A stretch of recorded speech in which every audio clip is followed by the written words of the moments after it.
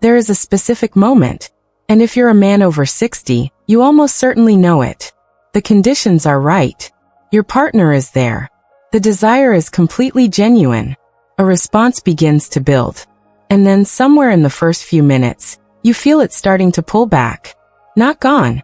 Not entirely absent. Just retreating. Weakening. And the instant you notice that retreat, something shifts in your attention, and the retreat accelerates. That acceleration is not in your head. It is a physiological event. And what you do in the 3 minutes that follow, what you focus on, how you breathe, what you do with the muscles at the base of your pelvis, determines whether that response stabilizes and recovers, or whether it continues until the moment is lost. Most men in those 3 minutes do exactly the thing that guarantees the second outcome. Not because they don't care, not because they're not trying. Because nobody ever told them what the body actually needs in that window. That's what this is. I'm Dr. Mei Anderson. I'm a urologist and men's health specialist with 25 years of clinical practice focused specifically on the intersection of physiology, sexual function, and aging.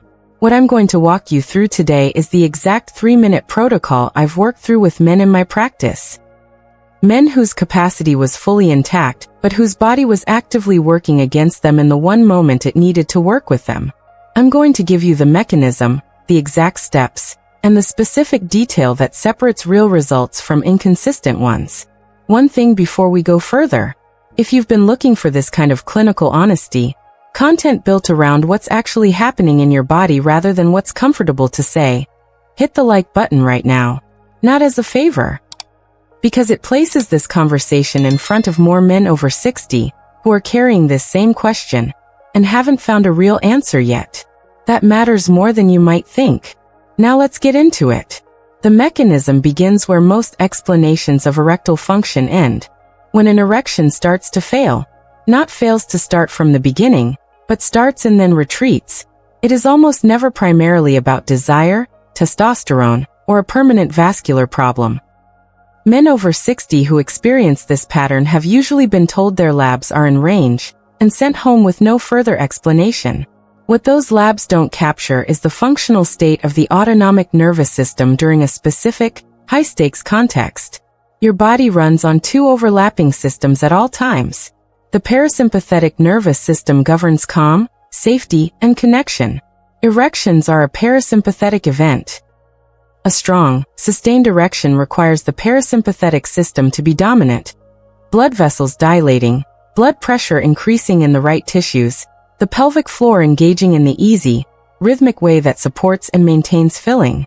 All of this happens naturally, automatically, when the nervous system is in the right state. The sympathetic nervous system governs alertness, threat response, and defense. It is the architecture of adrenaline. And here is the thing that most men are never told. The sympathetic system does not distinguish between a physical threat and a psychological one. It does not distinguish between fear and performance anxiety. To the nervous system, the act of monitoring your own erectile response and finding it inadequate is physiologically identical to perceiving danger. What happens in the following seconds is a cascade. Adrenaline releases. The blood vessels that had been dilating begin to constrict. The pelvic floor, which was engaged in the easy, rhythmic way that supports erection, tightens under the general tension response that stress activates throughout the body. The response that was building encounters resistance it was not encountering 1 minute ago. And the man in that moment, without knowing any of this is happening at the level of chemistry, experiences all of it as failure. What happens next is the compounding. Because the most natural responses to noticing a failing erection, trying harder, increasing stimulation, increasing effort in any direction, are all sympathetic accelerants.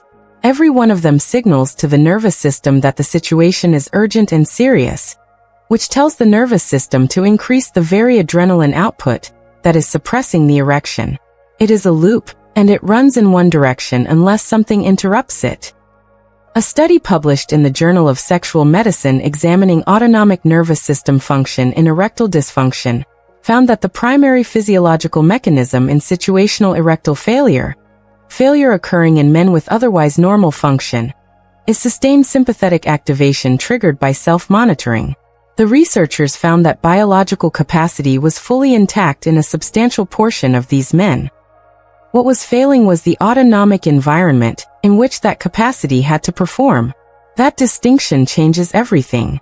Intact capacity inside an insufficient environment is not the same as lost capacity, and those are not the same problem. I want to introduce you to someone before we go further. A man I'll call Leonard. 67 years old, retired school administrator, recently remarried after several years alone following his first marriage ending in his late 50s. He came to me not in crisis, measured, thoughtful, careful with how he described things. By clinical measures, he was in reasonable health. Testosterone within the expected range for his age. Blood pressure well controlled. No medications that would compromise sexual function. He had one very specific pattern. Erections that would begin strongly and then, reliably, retreat at roughly the same point in an encounter. Consistent enough that he had begun to expect it. Close enough to normal that he could sometimes push through it. And consistent enough that the expectation of it had started to arrive before the encounter itself. He said to me, "I can feel the exact moment it's going to change before it actually changes. Like I've learned to watch for it. And now watching for it is the whole problem." That sentence contains the entire mechanism in one observation from a patient who had no clinical knowledge of the autonomic system. He diagnosed himself accurately and didn't know it. We'll come back to what happened to Leonard, because what changed for him, and the way he knew it had changed, is the part worth carrying. Before I walk through the complete sequence, I want to spend 60 seconds on the approaches most men have already tried. I'm not raising them to dismiss them. I'm raising them because understanding why they produced inconsistent results is what makes the timing piece make sense.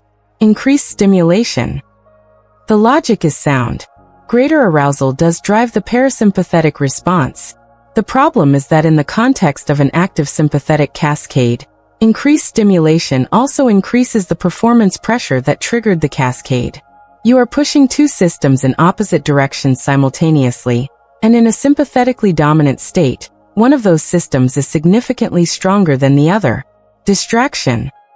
Deliberately turning attention away from the anxiety by thinking about something neutral. This sometimes works partially, but partial distraction is still partial monitoring. And monitoring, in any form, sustains the sympathetic signal at whatever volume it's running at.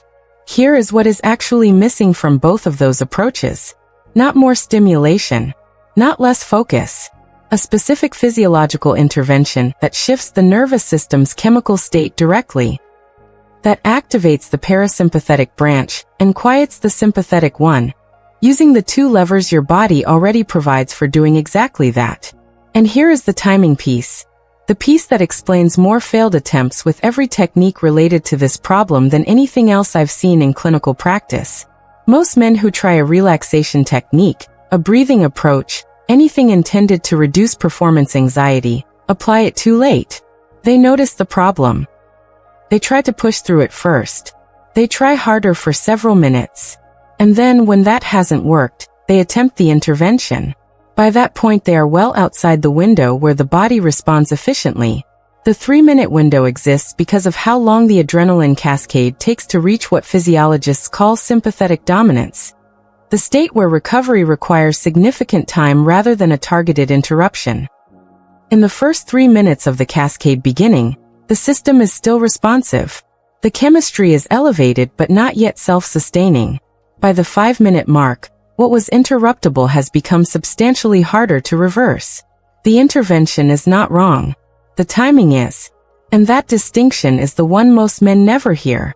If this is the kind of specific, mechanistic information about men's health that you want access to consistently, content built specifically for men over 60, covering what's actually happening in your body, and what actually addresses it, not general wellness stretched across every demographic. Vital Health Seniors is where this lives. What you won't find here is content designed for a 40-year-old and slightly adjusted. The physiology of a man at 65 is not the same as a man at 40. The autonomic system, the hormonal environment, the vascular response patterns. All of it has specific characteristics at this stage of life that require specific information. That's what this channel is, built specifically for where you are. Subscribe now and turn on notifications. Because what comes next is the complete sequence, and I'm not holding anything back. Here is the 3-minute protocol. Every step has a physiological reason, and I'm giving you both. Because understanding why a step works is what makes you capable of applying it correctly in a moment when you are not calmly watching a video. The first element is breath, and it must come first. Not because it is the most powerful element, we'll get to what's most powerful, but because without the shift it creates, the second and third elements cannot do their full work. The vagus nerve is the primary pathway of the parasympathetic nervous system. It runs from the brainstem down through the chest, heart and abdominal organs, and carries the chemical signals that shift your body from sympathetic activation into parasympathetic calm.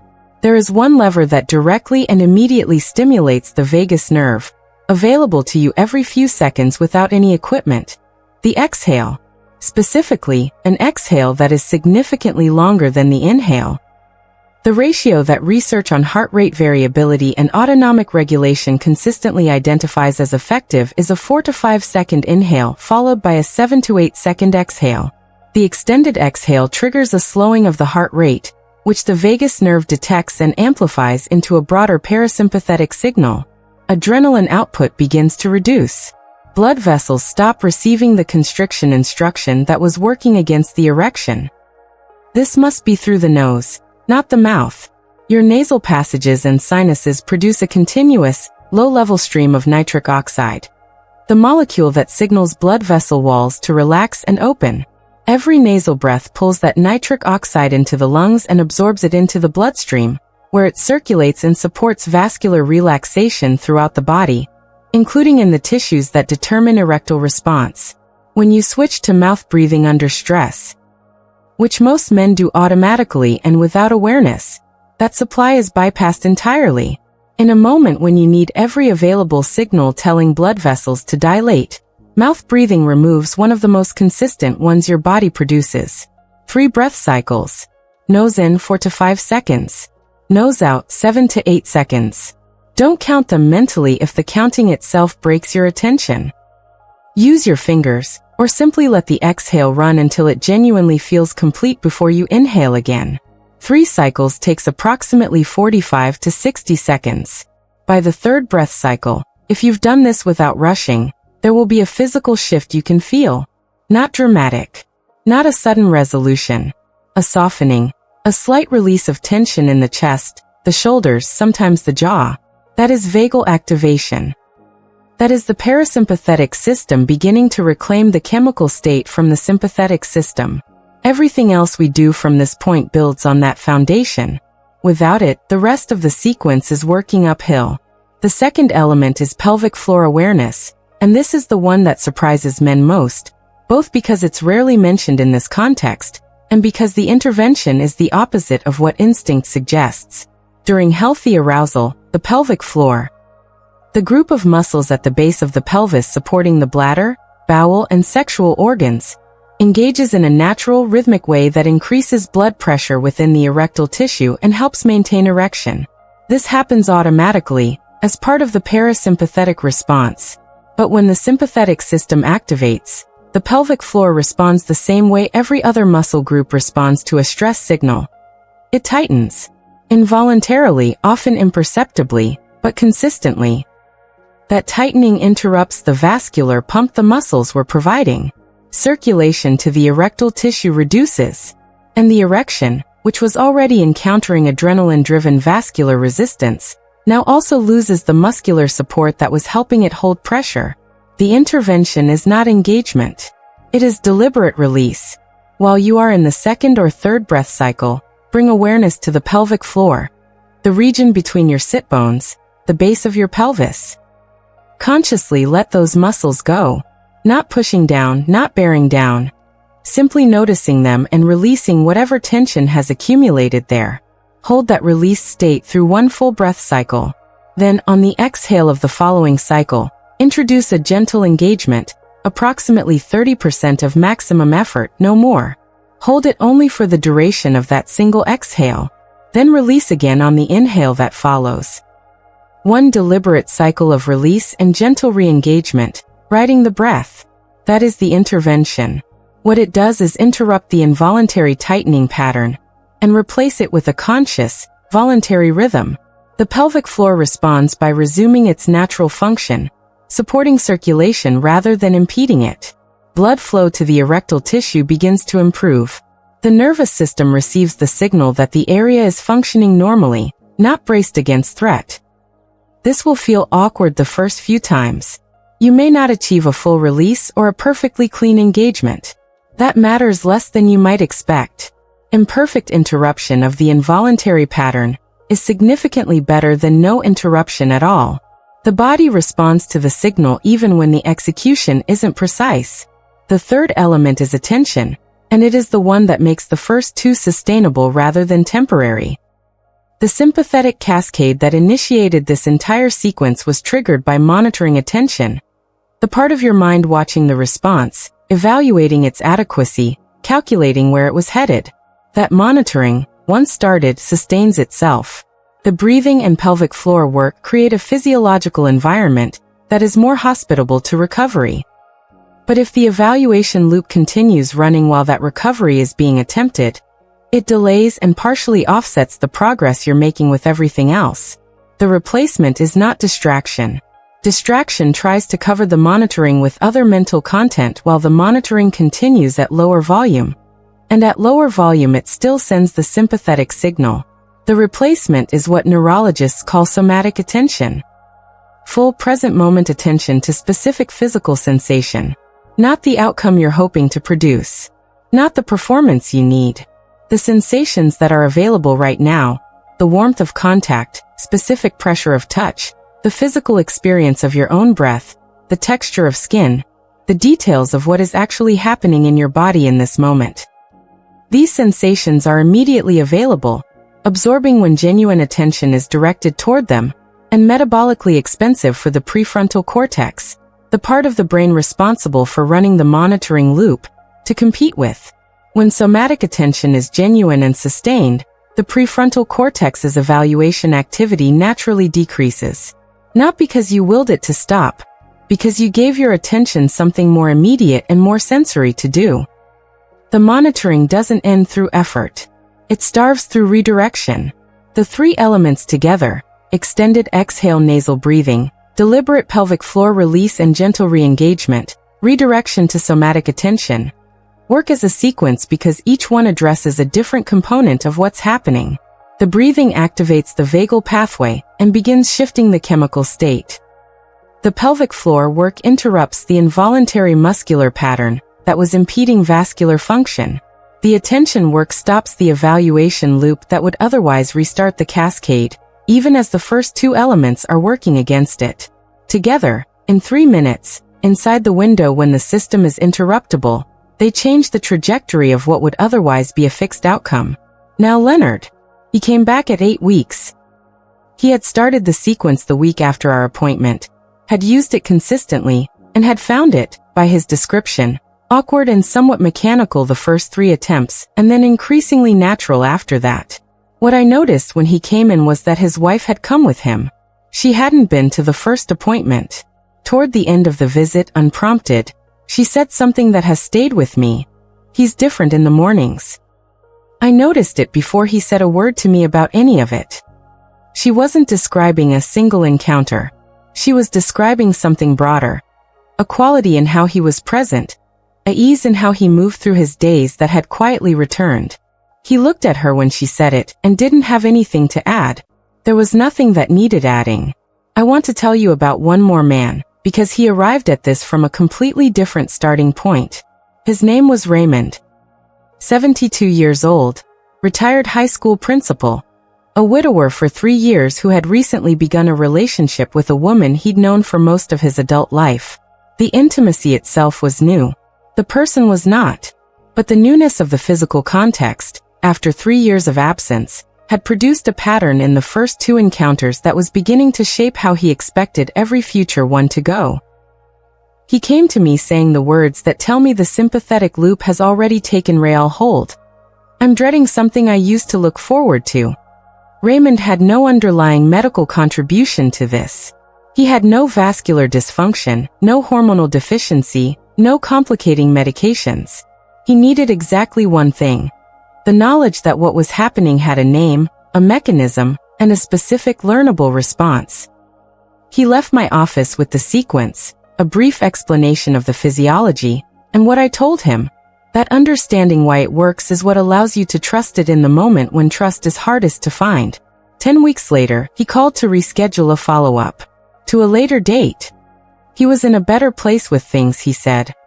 He didn't feel the urgency of coming in. For a man like Raymond, methodical, not prone to exaggeration, trained by 4 decades of professional life to communicate with precision. Rescheduling without further explanation was its own complete statement. I let it be one. There is one more piece I want to give you, because it is what makes the 3-minute sequence reliable rather than situationally useful. And it is what separates men who apply the technique and find it works consistently from men who apply it correctly and still find themselves needing it more often than they should. The sequence works in the moment. What makes it reliable is a 3-minute daily pelvic floor practice, done outside of any intimate context, in neutral conditions, where there is no pressure attached to the outcome. Seated, feet flat on the floor, posture relaxed, no particular effort made to sit upright. 3 sets of what I call slow cycling. 1 cycle, fully release the pelvic floor, the area between the sit bones, consciously let it go, and hold that release for 5 full seconds.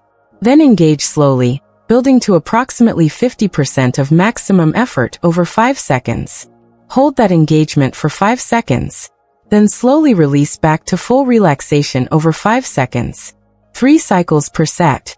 3 sets total. Done. What this builds is not strength in the conventional sense. It builds proprioception, the body's awareness of involuntary control over those muscles in real time.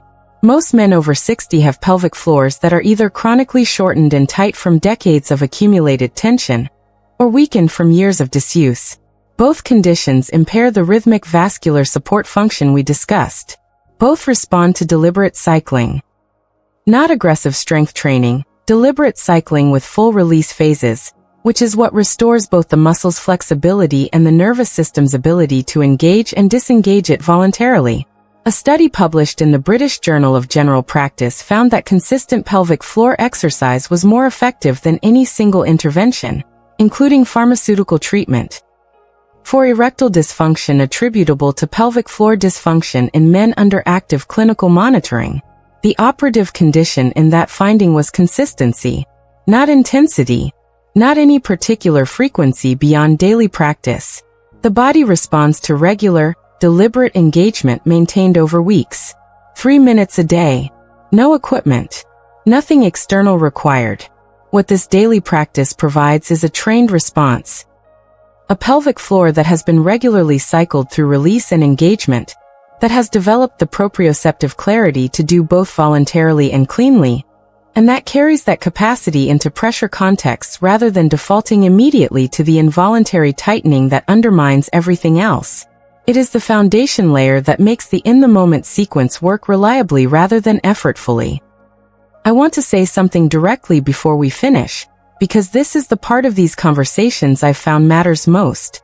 Over 25 years of working with men on this specific territory, I've come to recognize a particular quality in the men who experience the most lasting change. It has nothing to do with how long they've been dealing with the problem, or how severe it was when they arrived, or what they had already tried. What those men share is something more fundamental than biology. They arrived at a point of willingness.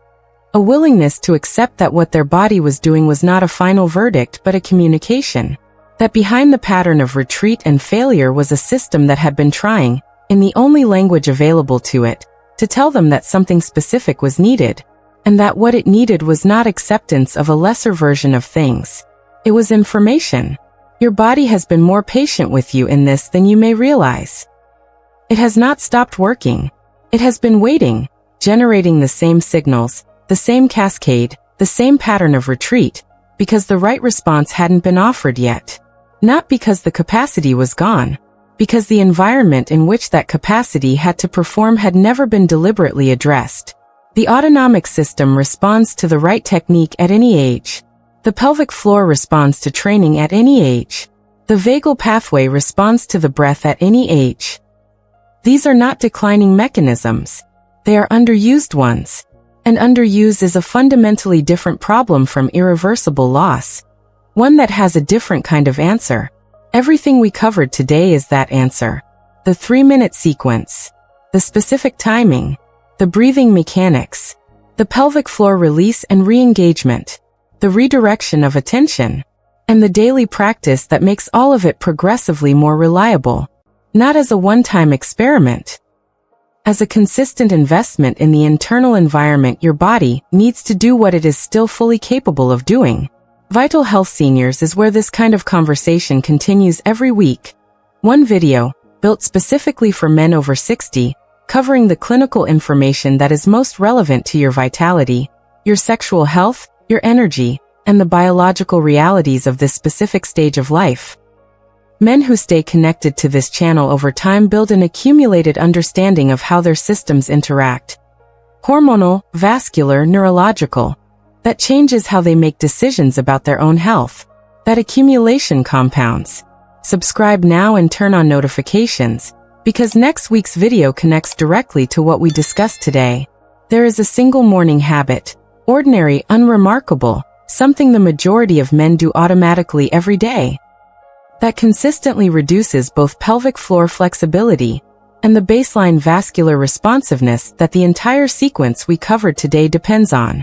Not because the habit itself is harmful, because of one specific detail in how men over 60 tend to do it. You'll recognize it immediately when I name it. And you'll understand immediately why it has been quietly working against everything else you're doing. That's the next video. Here's what I expect you to notice if you begin the daily cycling practice today. Within 3 to 5 days, most men report a clearer, more distinct awareness of those muscles during the practice. A cleaner separation between the release phase and the engagement phase than existed at the start. That proprioceptive shift comes before any strength change, and before anything changes in performance. It is your earliest signal that the system is responding. Pay attention to it. Your body communicates accurately and early when something is working. The information is there. You just need to know what you're listening for. I'm Dr. Mei Anderson. Your body has been waiting for this. Start today.